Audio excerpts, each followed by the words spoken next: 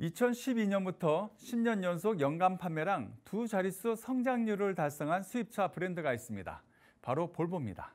이 같은 괄목할 만한 성적은 T맵을 내비게이션으로 처음부터 집어넣는 등의 우리나라 고객이 좋아할 만한 맞춤 전략이 통했기 때문입니다.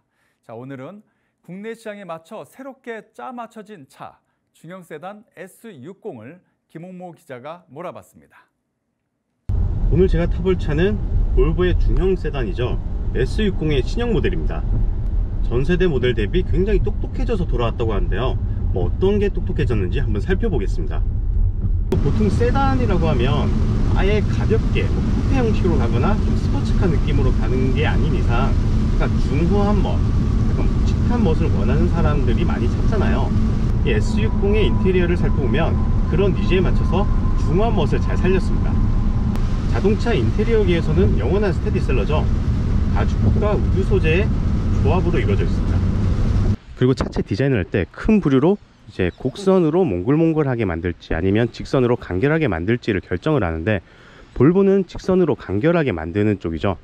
몽글몽글한 곡선을 예를 든다면 제네시스 브랜드가 있고요. 볼보는 이와 다르게 차를 바라봤을 때 굉장히 튼튼하고 강인하다는 인상을 줍니다.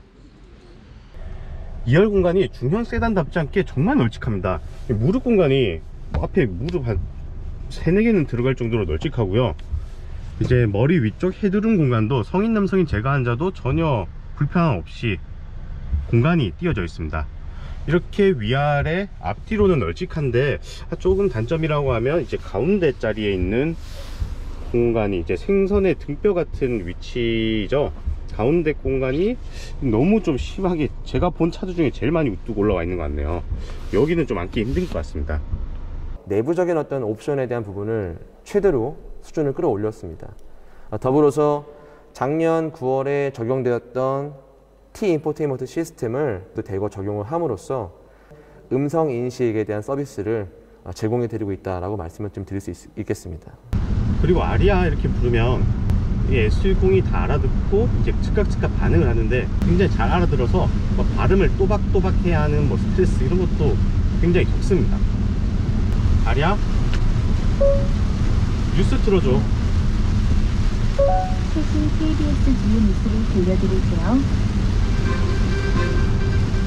노래나 뉴스 틀기, 에어컨으로 온도 조절하는 거나 엉따 키우는 것까지 모두 말로 할 수 있는 인포테인먼트 시스템이 장착된 건데요. 이렇듯 편의 사양들은 모두 말로 다 조작이 가능하지만 운전과 관련된 거에 있어서는 조작이 안 됩니다. 아리아, 스마트 크루즈 컨트롤 켜줄래? 지원하지 않는 모드입니다. 아리아, 운전석 유리창 내려줘. 해당 차량에서는 지원하지 않는 기능입니다. 일부 타 브랜드에서 운전 중에 차량의 하드웨어적인 부분을 움직일 수 있는 명령을 수행하는 그러한 브랜드가 물론 있거든요. 근데 아시다시피 저희 볼보는 이제 곧 역사가 이제 100년이 될 텐데 안전이라고 하는 부분에 대해서는 절대 타협을 하지 않습니다. 그러니까 무슨 얘기냐면 어떠한 기능을 수행함으로써 궁극적으로 안전에 조금이라도 영향을 미친다고 판단되면 그 부분은 제외를 과감하게 하고 있습니다. 대표적으로 창문 열어줘 같은 부분이라든지 와이퍼를 작동시켜줘라는 부분은 실제로 아리아한테 명령을 내린다 하더라도 돌아오는 답변은 안전상의 이유로 그 기능은 지금 수행할 수가 없다라고 답변을 주고 있습니다.